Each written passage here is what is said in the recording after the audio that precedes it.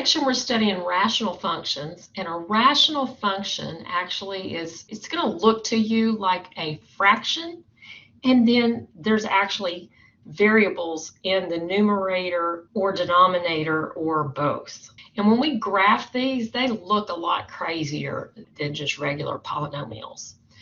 So there's definitely a process that we need to apply. And this slide is the process. Now I have this information in really a shortened form on other things, but I would say right now, either pause this video and write down this key information, or take yourself a screenshot of what you're seeing right now on this video, because you need this over and over and over. We're going to go through a process, and it wouldn't be necessary that it always went in this order, but you have to deal with it in an order or else you will forget to do something. So the easiest thing is to just let x equal 0, and we can tell what the y-intercept is. Then we'll factor everything. And then, looking at the denominator, we will figure out how to limit the domain. And if we have a factor in the denominator that would cancel out with one in the numerator, we have a hole. There's one example that I've got a hole. They don't happen as often, but we will have an example of that. And then factors in the denominator that don't cancel will give us vertical asymptotes. And vertical asymptotes always happen at an equation. They're a line. So you won't be able to say the vertical asymptote is 3. You get marked wrong. You have to say the vertical asymptote is x equals 3. You will need an equation for it. Then we look at the ratio of the leading coefficients of the numerator and the denominator. Now, you won't find this phrasing somewhere else that I've seen, proper, the same, or improper. But because we're looking at ratios, which are like fractions, we know that proper fractions have a smaller numerator, and improper fractions have a bigger numerator. And then sometimes we could just reduce it. I will get into this a little bit more as we go, but again, if you'll have a picture of that, that's going to help you later. Then x-intercepts happen wherever the denominator has zeros, unless one of those canceled, in which case there's no x-intercept because it's a hole. Then if we need extra points, we will pick those out. We won't do it unless we need them, because we're not like a machine. We are trying to get a sketch of a graph. And when you're working online, we're trying to go through this process so that you can identify which graph is correct well enough. But they will also ask you some of these key questions along the way. So applying this is the same stuff, just bigger. And that, again, is I'm not going to read through that all. That is just so that if that was too small for it to show up on your screenshot, part of it's on this one and part of it's on the next one, so it would be a little bit bigger. So again, just take a screenshot if you need it. Same thing with the next slide. So after those 3, here were the next 3. All the same information, just in a bigger typeface for you. So now let's go through it, and you'll see that I do have a problem here, but we just couldn't get all of that written down. So I'll try to number it as I go. Okay, so the very first thing you want to do is let x be 0. If we let x be 0, then everything that has a 0 in it will disappear, and we're left with 3/6, which is 1/2, which means I have a y-intercept at 0, 1/2. I'll just put that tiny little red dot over there at 0, 1/2. So that was step 1. I found my y-intercept. Now step 2 is factor. At the top, there's nothing to factor. So in the denominator, what multiplies to 6 but adds to -5?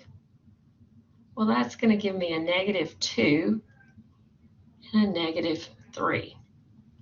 So this was like step 2. Everything is factored. Now, step 3 comes from looking at the domain issues. We know x cannot equal 2 or 3, but neither one of those cancels. So this graph has no holes because none of the factors canceled, but we do have a vertical asymptote at x equals 2 and another one at x equals 3. So over here, kind of my vertical asymptote, if I can just kind of mark that down, we've got this imaginary line we are not going to cross at 2, and then another one right here at 3. Okay, so those are my vertical asymptotes. So the next thing we looked at, now let me back it up and take you through this. We've just done all three of these. We let x equal 0, we factored, we looked at the holes and vertical asymptotes. We've done those three things. So the next three is we're going to see, are there any horizontal asymptotes? So going through this a little bit more, I'm going to need to look at the leading exponent. So for step 4 down here, the ratio is 1 over 2. That is a proper fraction. It is reduced. The top number is smaller than the bottom one. So what does that mean? All right, going back to pick it up. If it's proper right here, the horizontal asymptote is at y equals 0. So I have a horizontal asymptote at the x-axis. Now I do have a note over here that sometimes a horizontal asymptote is crossed. Vertical ones aren't, but a horizontal could just be a horizontal for a section. But since that's proper, I know I have a horizontal asymptote at y equals 0. And y equals 0 is the x-axis. Number 5, we're going to find the x-intercepts. What are the zeros of the numerator? And then we will graph anything between and beyond if we need to. So for step 5, I'm looking at the numerator. What would make, and so that I'm putting that way up here, what would make this numerator equal 0? -3. And so that actually is my x-intercept. It is at -3, 0.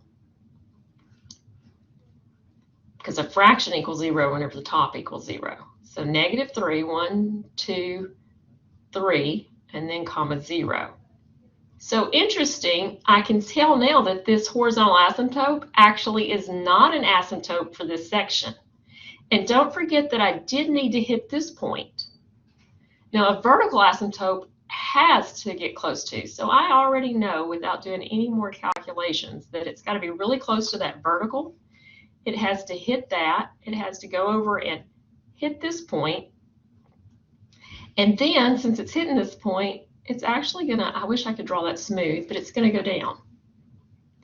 Now something that takes a little bit of practice but wasn't on there is that if it disappears on the upper left of a vertical asymptote, it comes back from the lower right.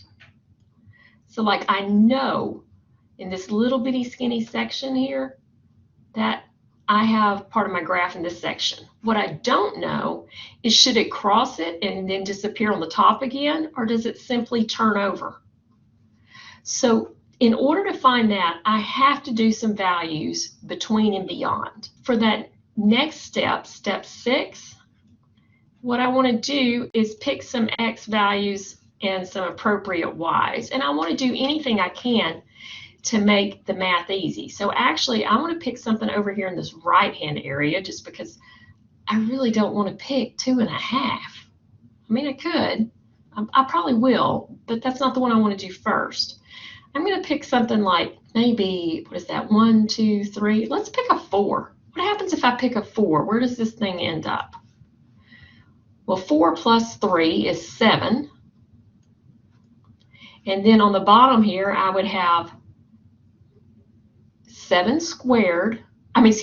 squared is 16, just kind of working it out as I go, minus 5 times 4 is 20, plus 6. Well, that's -4 plus 6, which is 2. So at 4, I get 3.5. So if I go over 1, 2, 3, 4, I'm at 3.5. That actually tells me a lot because that means I'm in this section. Again, right here where I just drew this arrow, if this is heading off on the upper right, then the other section must have been on the lower left.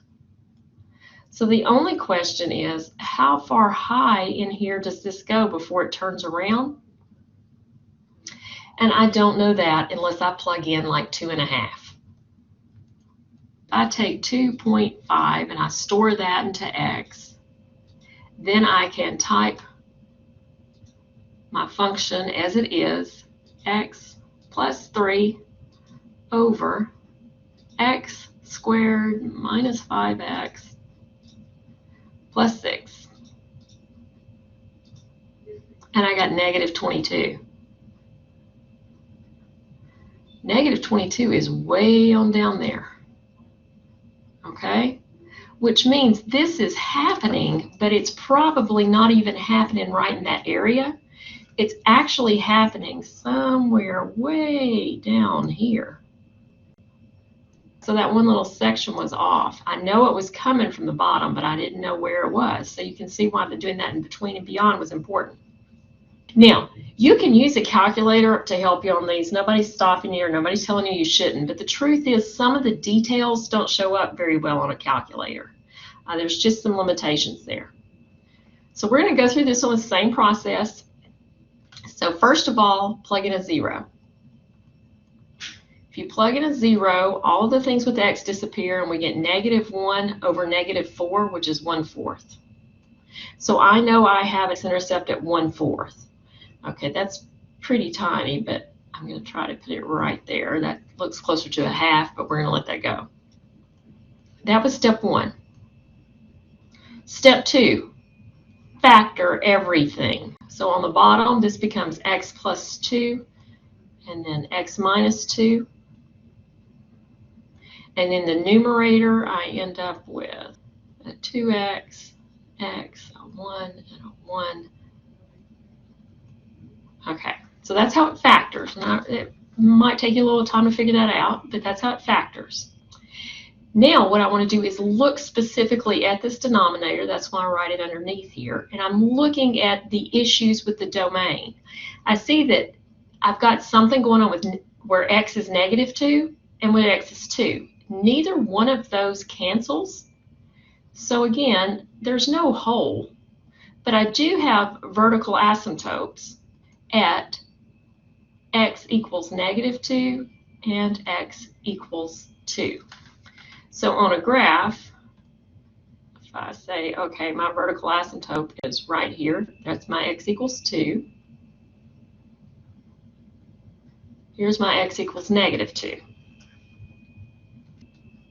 So after you've done those, then we want to look at your leading coefficients. Don't forget there was a typo on that other page, which is the 2/1. So for step 4, I'm looking at right here. What we see is these powers are identical. So we're gonna say, okay, those powers are the same powers. So now, if they're the same power, what would happen if we canceled those out is we would have y equals 2/1 or y equals 2. And that is my horizontal asymptote.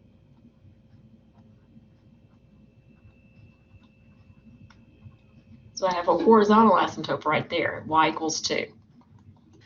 After we've done that, we want to go up here and look at really what makes the numerator equal 0, which of course we can see easily over here. I just don't want to write it down right here because there's too much going on. So what would make these factors equal 0? Negative 1/2 and 1. So I actually have 2 x-intercepts. One of my x-intercepts is right here at negative 1/2, and the other one is over here at 1. Well, that's actually quite a bit of information, even though it doesn't look like it is. But if I have to hit all 3 of those points, then it's got to be doing something kind of like this. And if it disappears on the bottom right, then the next place you're going to see it is the upper left. So I know this one is coming in from here. And that's a horizontal asymptote. I sure didn't draw it very well. And the same sort of thing is happening here. So on this one, I don't really feel like I need to do any extra points to know what that looks like. Now, if you weren't confident, you could do some extra points, because like if you want to say, is it really still above that? If you plug in something and you get an answer bigger than 2, it's still above it. First thing first, plug in a 0. If I plug in a 0, everything disappears but this 1 and -3, so I get -1/3. Then I need to factor. The bottom does not factor, but the top factors into x minus 1, x minus 1. Since this one does not cancel, the vertical asymptote is x equals 3. Now for horizontal asymptotes, when I look at my powers, that is 2 over 1. That one is improper. This is the first one we've had that was improper. So let me back up and show you what it says on the screen for that one. If it's improper, there's no horizontal asymptote, but there's an oblique asymptote if the difference of the exponents is 1. We're going to find it by division. We will throw away the remainder and just use the primary quotient part. So here, since it's improper, I know I need to divide. Now, since this is a linear divisor, I could use synthetic division, so I can put my 3 here, and then 1x squared minus 2x plus 1. Bring it down, multiply, add, multiply, add. That's the remainder. In this case, throw the remainder away. Y equals 1x plus 1 is your oblique asymptote, which really just means, guys, it's a slanted line. So if I know I have a vertical asymptote at 3,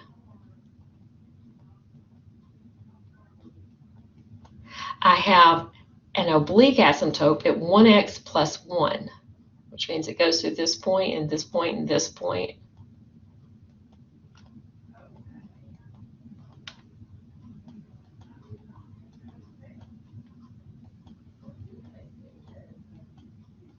Okay, so that's my oblique asymptote. After you do your vertical asymptotes and then your horizontal asymptotes, or oblique in this case, the next thing is to look at the zeros of the numerator.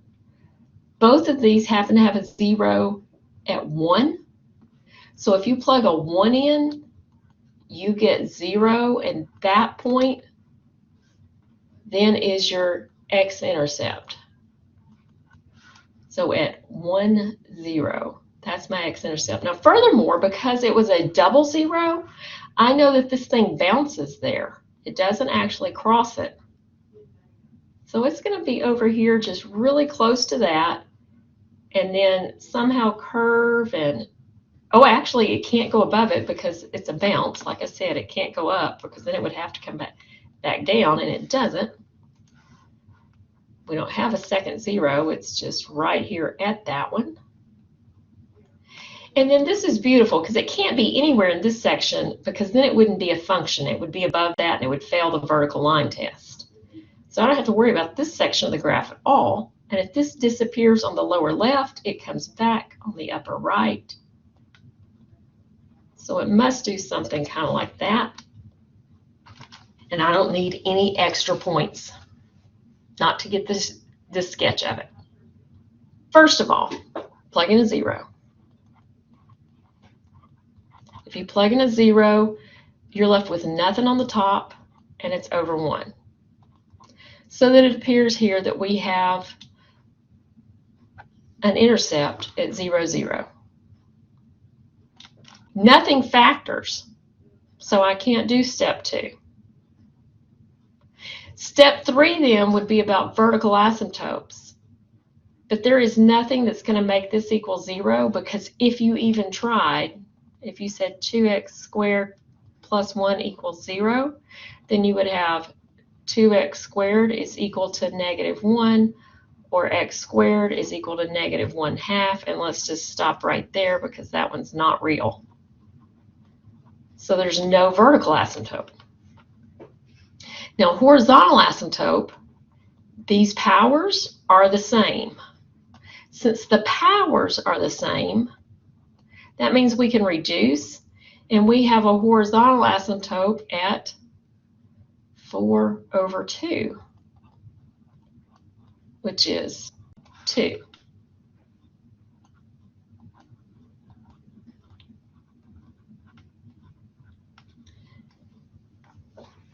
And then, after we do our horizontal asymptote, it's any points between and beyond. Oh my goodness, we only got 1 point found from all of that. So do we need any other points? Yeah, probably so. So we need to just pick some points that we plug in to see what's going on. So the easiest way to do this, since I need several points, I'm going to go to y equals on my calculator. Put in this 4x squared over 2x squared plus 1. Go to my table of values. And, okay, I can type over this, but -1 gives me 4/3. So -1 is a little bit more than 1. So let's look at where that would be. At -1, I'm right about here. Well, at -3, I'm still less than 2. What's happening is I'm like right here. Okay, so I'm starting to have a shape develop over here. It is really close to that asymptote, and then it's going down. Now, I didn't quite hit that because I have such trouble graphing on this, but it's going down. And we could continue to plug in, but what's going to happen is it's going to go up over there, and it just has that strange little dip in it. And so that you can see what it looks like very nicely. So that's a really strange graph. I don't see that sort of thing happen very often. But we had to plug in some extra points. Plug in a 0. And all the x terms disappear. We get -6 over -2, which ends up equaling 3. So 0, 3. Got a point. Now factor. Well, the bottom just stays x minus 2. But the top factors into x plus 3, x minus 2, that's what multiplies to 6, but subtracts to +1. Now, I don't want to just go whack those out entirely. I know they're going to cancel, but first of all, I need to look at this denominator. This one, I know I have an issue at 2, but that's a whole, because the whole is the one that would cancel. So there is a whole on this one, and it occurs x equals 2. So exactly where is the whole? Well, once you cancel these out, this equation becomes x plus 3. Now here's the thing. This graph of this original function is exactly like the graph of the reduced function, except for the whole. So if I want to know where the whole is, if I plug a 2 into that, 2 plus 3 is 5, then the whole is at 2, 5. So 2, 3, 4, 5, that is my whole. That's definitely not going to show up well for you on the graphing calculator. Everything else about the graph is going to look just like x plus 3. So don't forget what you already know. This is the equation of a line. It goes through this point right here, and then it has a slope of 1, So if I could draw this nice and smooth, what would happen is this is a line with a hole in it. The graphs are identical except for where the hole is. You can take where you know the hole is going to be, the x value, and plug that x value into the reduced equation and find out where that hole is. So what would that look like if we put this original one on the graphing calculator? Now let's graph it. Can you see the hole? I know there's a hole right here. No, you can't. So about your calculator, it's not going to do all of this. It definitely does not show the holes well. It also doesn't find irrational roots well. Remember, you might remember that from the last section, like if one of your roots was the square root of 2, it's going to give you that decimal of 1.414, and you just kind of have to know those things or not use them. However, it's really great for you checking your answer because you can graph it on your graphing calculator and you can see the basic shape. So if we went back into one of our earlier ones that we graphed by hand, we could get a basic shape. We're just not going to see some of those exact values. Let's do one of those back on our calculator, and let's just consider this one, and this will be just finishing us up here. What if I went back and I did this one on the calculator? So I have 2x squared minus f minus 1 over x squared minus 1. And we graph it. Now, right now you can't see because it's on that same window I had a minute ago. So zoom 6 always takes me back to a normal window. And so if you see that compared to how I did it by hand, what you can kind of identify, but is it clearly marked, as where those asymptotes are. Okay, but you can see that we had the shape right. So they're great for checking information, because if you have to find information like where's the vertical asymptote, where is the hole, where is such and such, you can still put it in here and check it. But it's not going to tell you everything. Now, you should find it easier overall doing your homework than what I have just shown, because you are pretty much trying to identify the correct choice instead of starting from scratch. But when some of those choices are really close to the same, you have to identify the difference between them. So look closely at some of the values that we've talked about during this class period. And get in touch with me if you guys have any questions. I am here to help.